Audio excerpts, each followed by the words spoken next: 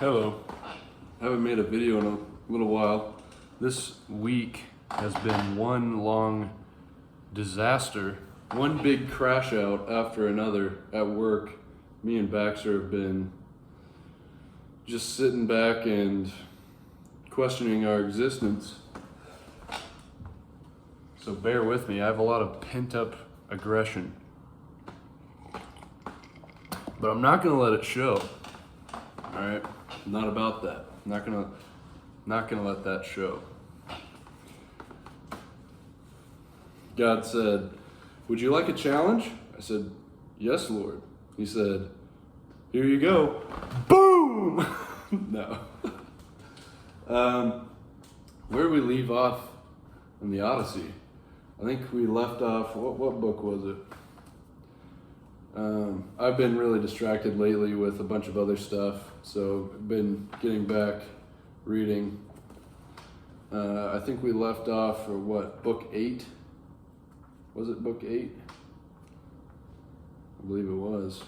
So, last time, Odysseus was leaving, what is the island called? I forget what the island is called, but he's leaving Calypso.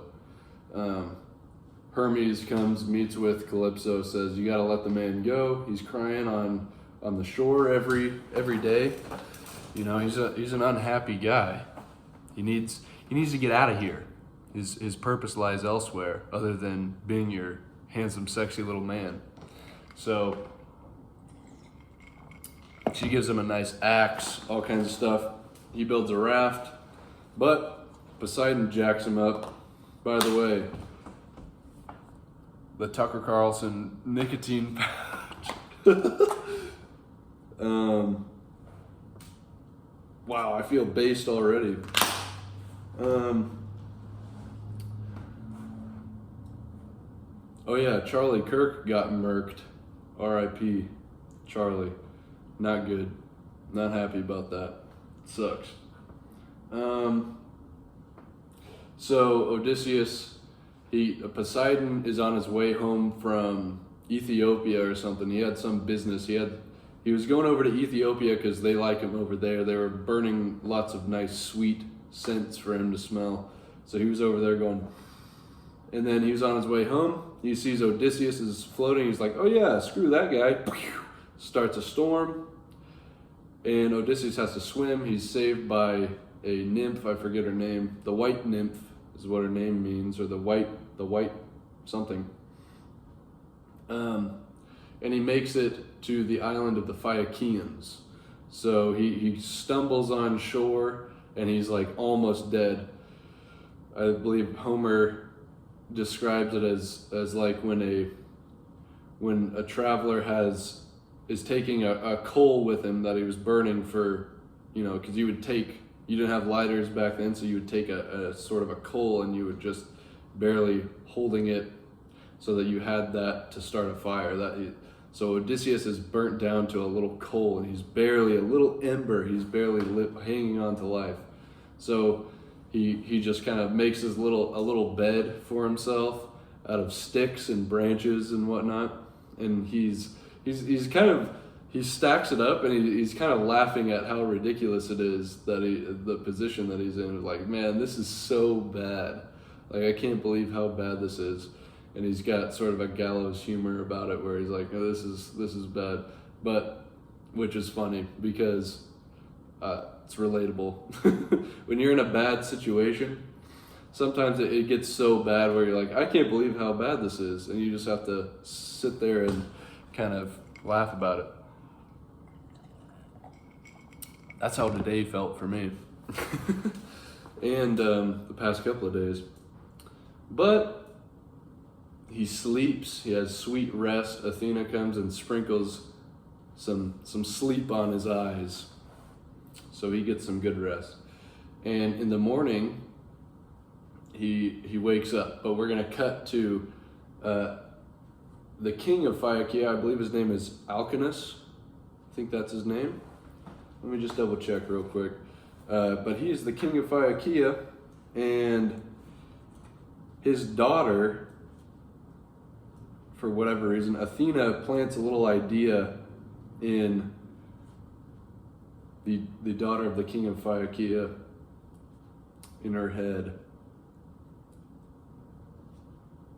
Yeah, the king's name is Alcinous. I think Alcinous, that's how you say it. It's spelled Alkino, O with the 2 dots over it, S. That's how the Lattimore translation has it. But I believe that's Alcinous. Could be wrong. Somebody probably knows. It is what it is. You know what I mean.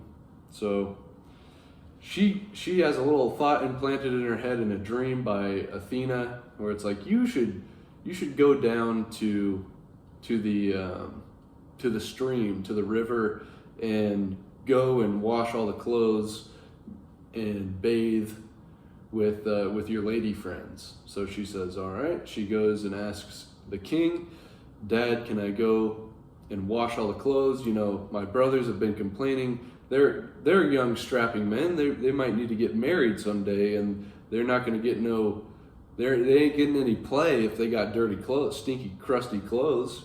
They can't be crust punk. And King Alcinous says, he's thinking a little bit. He says, you know, you're right. And he was thinking in his head that she is thinking about herself more than her brothers because she's single. She's a single virgin, and she wants to get married.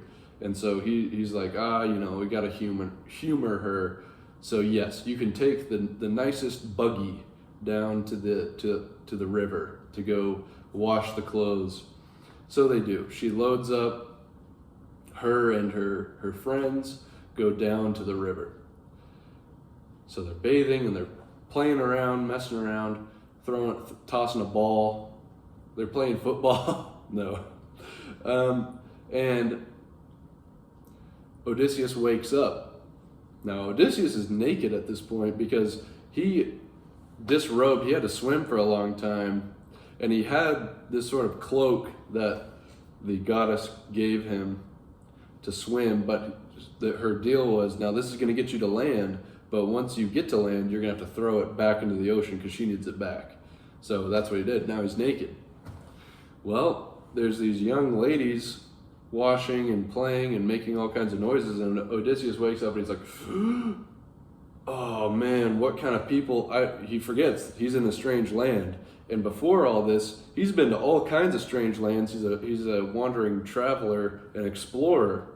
And in these strange lands, which we're about to find out, there's been some cannibals, there's been absolute blackguards, absolute knavish blackguards on all of these with no piety, no hospitality, not God-fearing people. So he wonders to himself, what kind of people are these? And he goes, he grabs a little branch to cover his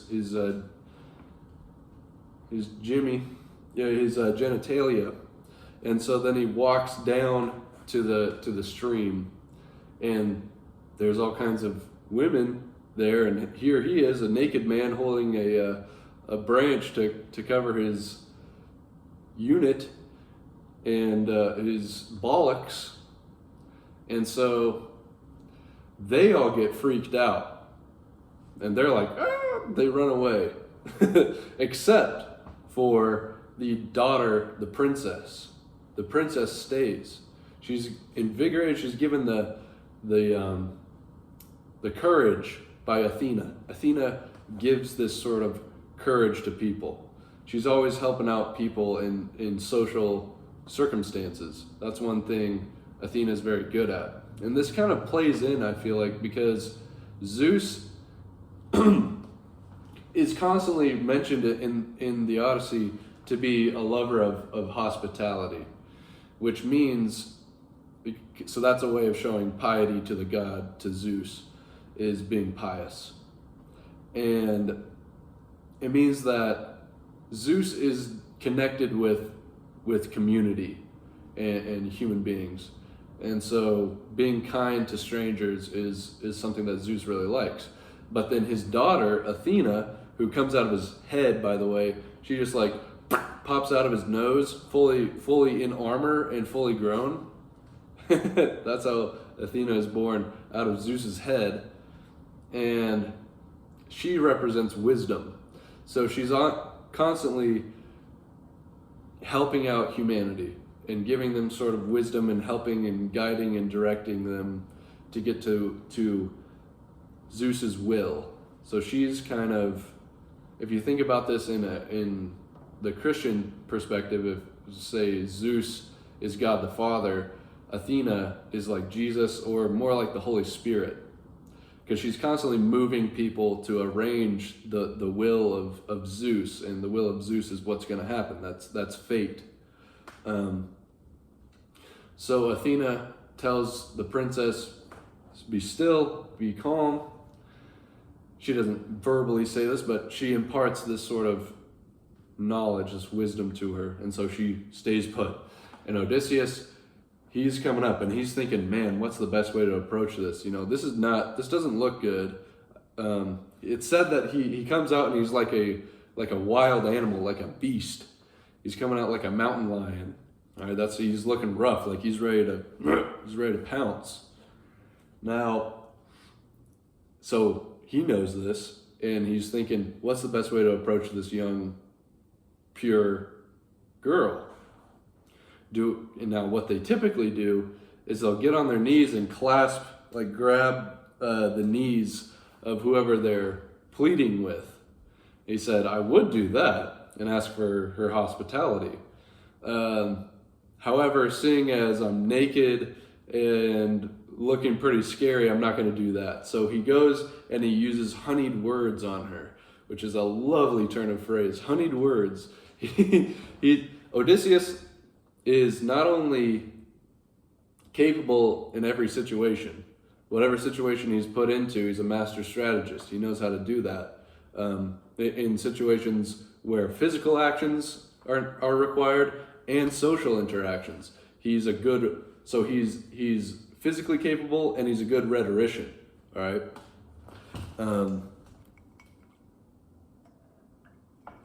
He doesn't just need to use brute force and brute strength to get what he needs to get done. Unlike Achilles is a bit more of a brutish man. He does have some poetic lines, he does speak some winged words in the Iliad, but Odysseus, he's the king of that. So he uses some honeyed words on her and makes, he's talking her up. He's like, oh, you're so beautiful and pure. You remind me of a great tree, a great and noble tree that I saw one time on the far shores of Iliad. Something like that. Okay, he rizzed her up. He uses traumatizing riz on her. And she's like, oh, I can see that you're a good man, right? So she calls her friends back and says, give this man some clothes. He's clearly in need of some clothes, and we're going to take him back to talk to my father. And he's going to, we are hospitable people. We are not savages. We are God-fearing people.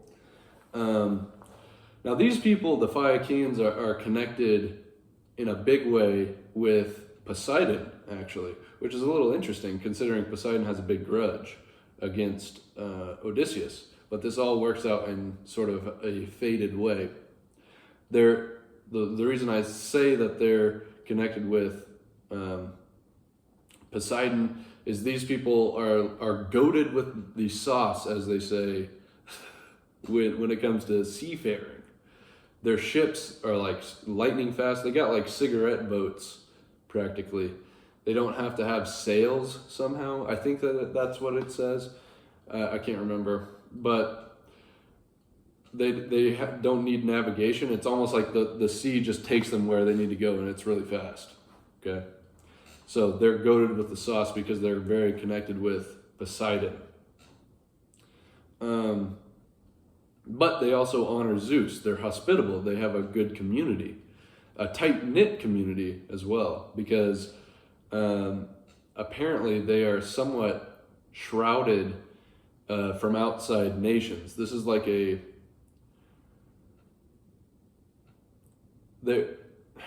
how would you say that? They're concealed.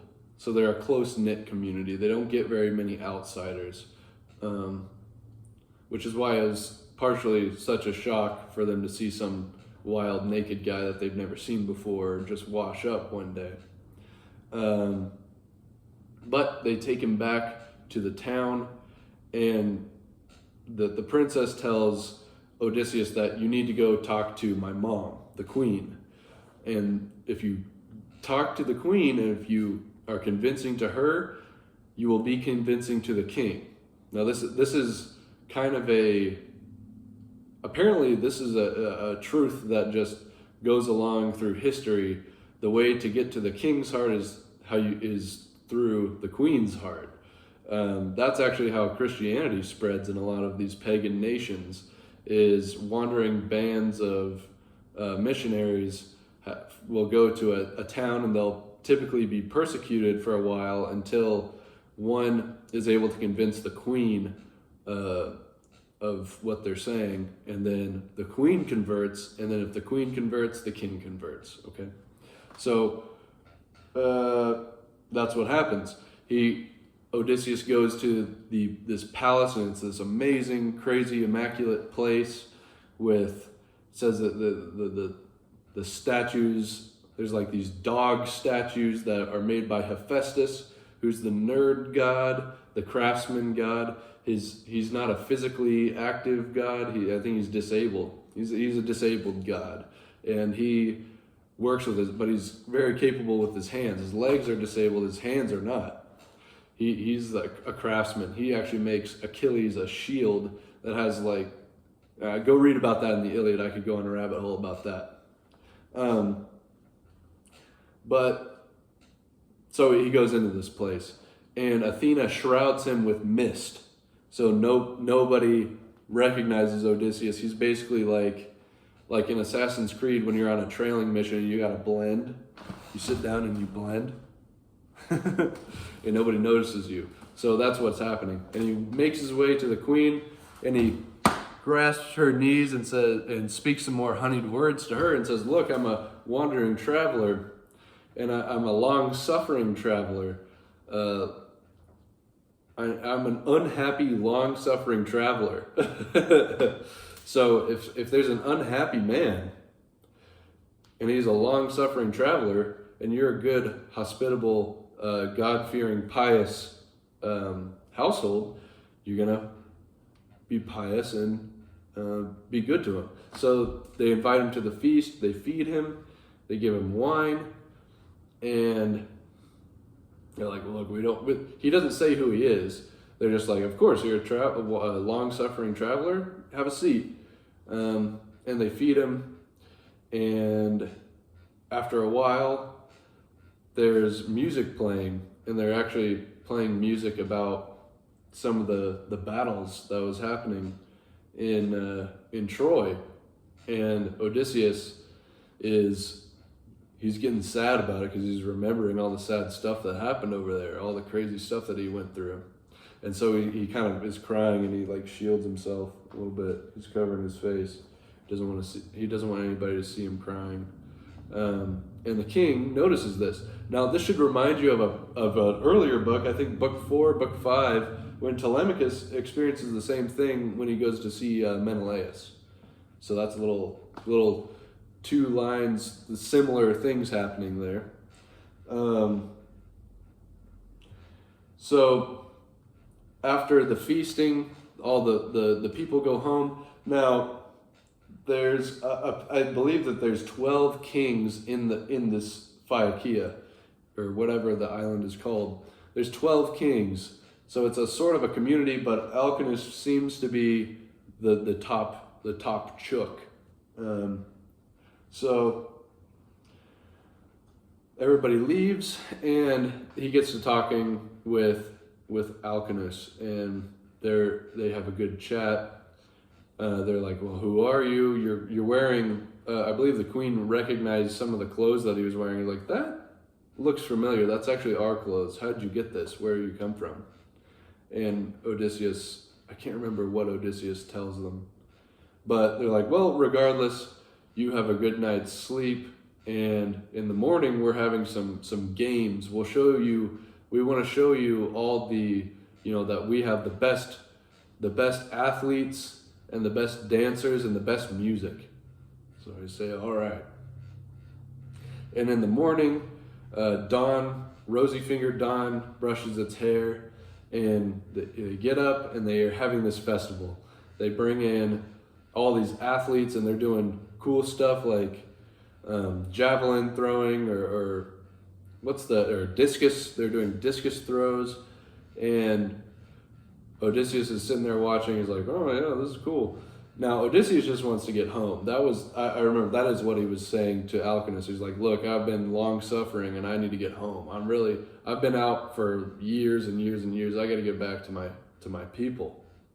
They still don't know where he's from or who he is. So he's watching these sort of games, this procession go on, and at a certain point, there's a young hotshot, and he comes up to Odysseus and says, I bet you look unathletic. Like, I bet you can't. Let's see what you can do with this discus or whatever. He's being a snot-nosed little punk to Odysseus. And he's like, listen, because I respect who you live with, and the people of Phaeacia have been nice to me, I'm not going to smack your ass right now. But watch this.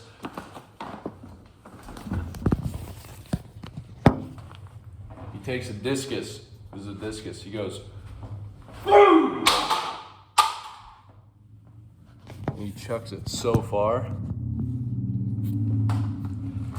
He chucks it farther than everybody in all the athletes, and they're like, oh man. So he flexes on them a little bit. And after that, they bring out these dancers and this musician who was trained by the Muse herself, which is a goddess of music and poetry and all that type of stuff. The Muse. And it says that he was trained in both good and evil. Now, that line puzzled me a little bit. It makes me wonder what that means, good and evil. When we say good and evil, we have a connotation of what that means. What they meant by it was totally different. And evil could be anything. It could be sickness, that's an evil. It could be any kind of misfortune, that's an evil. Death is the biggest evil for the Greeks in a lot of ways. The biggest evil is death and not getting proper burial. I've been reading The Ancient City by Fustel de Cologne. Is that how you say it? Fustel de Cologne? And that's a really interesting book going into ancient Hellenic and Italian culture. So the early Greeks and early Romans, and there's apparently, according to Fustel, there's a lot of overlaps. So because they thought if you don't get proper burial, then the God that's inside of you, the spirit within you, is going to wander around and be angry because firstly he's going to be hungry because nobody's pouring libations for him and giving him food in the grave. That's what dead people, the soul within, really wants to be buried and have food and nice stuff. You got to give them weapons, horses. That's why they would bury the person's stuff. If they had a living horse, they'd kill the horse and put it in the grave with them. Because they need a horse, they need a spear, they need all the food, water, wine, especially when you die. So if you're unburied, then you're going to wander around and you're going to be pissed, and you're probably going to curse your family for not doing that. That's why in the Iliad, everybody's disrespecting the corpses. Like Hector, I think I said this. It reminded me of that everybody gets a stab in on Hector after Hector's killed by Achilles. And it reminds me of Osama bin Laden when he got shot. Presumably, all the SEALs came in there and popped the shot off. So they disrespect the corpse. Anyways, rabbit hole. So, why was I talking about that? Whatever. Good and evil.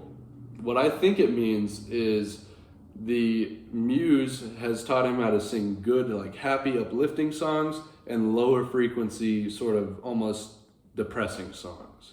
So he's able to sing about funny stories and sad stories. And the musician, the lyre player in this case, tells a little tale of this funny thing that happened with the gods when Hephaestus was married to Aphrodite, and Aphrodite was unfaithful to Hephaestus and was sleeping with Ares. So Ares and Aphrodite are sleeping together, cheating on Hephaestus when he's away. Hephaestus finds out, and he builds a trap for them. And when they're going to engage in one another's soft bodies, there's like this invisible net that he makes that drops on them, and then they're just like frozen in place. And then Hephaestus calls in everybody, a bunch of other gods like Apollo and Zeus and various other gods, and they're all kind of sitting there laughing at him. And they're like, "Oh man." And Hephaestus is like, "Zeus, you sold me this girl, and she's faulty. Can I get a refund?" Because that's how marriage worked back then. It's kind of like you're like buying property, sort of. So Hephaestus got a faulty product.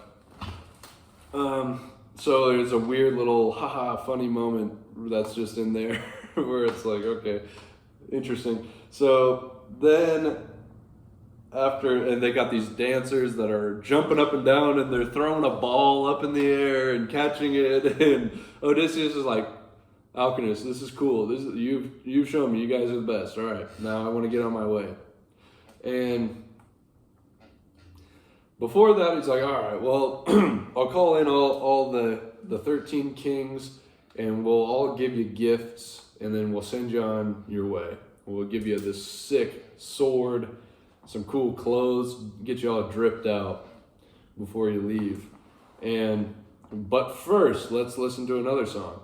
And the lyre player starts playing the tale of the Trojan horse. Okay, so this is what ends off the war in Troy, which we're not told about in the Iliad.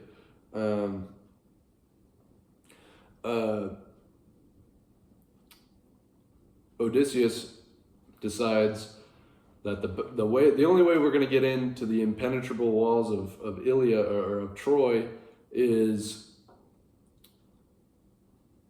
if we build this structure and we all get in it, and then we'll park all the ships somewhere else. So I think that we just headed out and said, "Good game, guys. Here's a trophy. It was a good fight. GG, no re." So that's what they do, and they're all inside the horse. And the Trojans are thinking, well, we got three options. Either we just let this thing sit here and say, okay, whatever. Or we throw it off a cliff. Or we bring it inside the walls. Guess which one they chose? They brought it inside the walls. So they bring it inside the walls, and earlier in the book, Menelaus and Helen are talking, and apparently some goddess inspired Helen to go and try to mimic, because somehow Helen knows that this is a trap, that there's guys in there, and this is going to be the end for the Trojans. She goes and mimics the voices of these guys' wives to try to lure them out, and Odysseus has to stop them from doing it, which is weird. It's interesting. But so the lyre player's singing about this, and Odysseus, he can't hold back. He's crying, and Alcinous sees that and says, "Enough lyre playing." And then, "Stranger, before we send you off, who are you?" And Odysseus spills the beans. He's like, "I'm Odysseus from Ithaca. I've been long suffering. I'm an unhappy traveler. And I'm a warrior. Now let me tell you the tale of Troy. Actually not the tale of Troy, but my way back, because clearly you know about Troy." So he tells them about, so after Troy, we head out, me and my boys in our ships, in the black-hulled ships, we sail off. And we immediately stumble upon this island. I forget what the island was called. It's like the Cuckoo Knacker Island.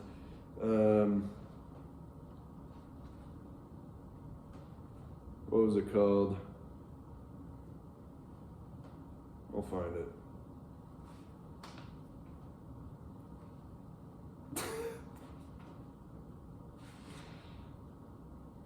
Dang it, guys, I'm sorry.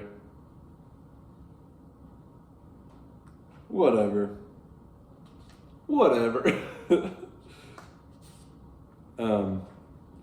They make it to the Cuckoo Knacker Island, and they're these like kind of peaceful people. And Odysseus is just like, let's just go F these guys up, and they just slaughter everybody to take their stuff.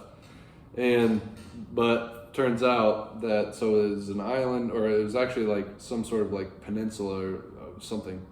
So there's a mainland beyond it, and they sack this city. They just wipe them out. Kind of like Blood Meridian, you know, when the band of the Glanton gang are just going around and they just find random people and just massacre everybody. Same kind of thing is going on here. But the Cuckoo Knackers had more Cuckoo Knackers inland, and so they are coming in to jack them up, and they beat them back to the ships. So they sail out of there, and they stumble upon an island. They see, they're at the mercy of the wind. They really are. They have an idea of where they're going, but there's no maps. You're going by stars, and you know, you'll be going and there'll be a storm randomly. You get pushed way off course, then you got to figure out where you're at. You're not sure. So they get blown to this island of these people called the Lotus Eaters. Now, the Lotus Eaters are these type of people that they only eat fruit. And the fruit would be the lotus, which is like this ambrosial, sweet honey-like fruit. It's just delicious. And it's so good that it makes you forget your purpose. It makes you forget what you're doing. Make you just sort of go cuckoo. All you want to do is just sit there and eat more lotus. And so some of Odysseus' men go inland and they eat some of this, and they're stuck there. Now, Odysseus has to go in and forcibly take them back because they've forgotten everything. They just want to eat more lotus. And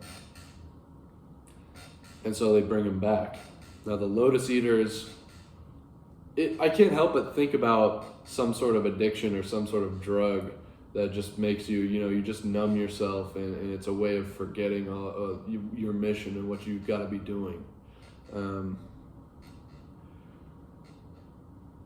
So be careful. Don't eat lotus fruit, guys. Don't eat the lotus. So he has to forcibly take them back. Now from there, they go on to this other island.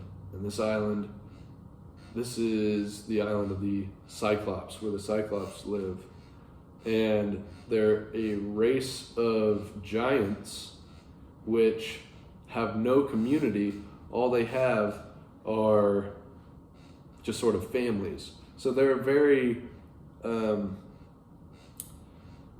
would you say? They're like the earliest stage of civilization in a way. They're very primitive, super primitive. They don't have farms. They don't build anything. They're really just kind of living, and that's it. They have nothing. They don't look to anything higher. They don't have community. They know each other, but they're not involved with one another. There's no rulers, nothing like that. They have no polis. Which again, reading the ancient city, that's Fustel says that, or Colonia says that and Aristotle for that matter. When you read Aristotle's Politics, he's talking about the earliest form of government is the family. There's the man, there's the woman, there's the children. And the man leads the woman and the children. And go read Aristotle's Politics, I'm not going to get into it. But that's like they're very early like people, kind of. But they don't care about gods. They're even though they're born of gods, they don't care about the gods, and they're not as hospitable. So I think I'm going to end the video here because this topic could take a little while to get through, and we're already 36 minutes in. So I think we'll pause there. We're about, what would that be? Book 9, I believe, is what we're in right now. So maybe next time we'll do book 10 and 11. How about that? Okay. Goodbye.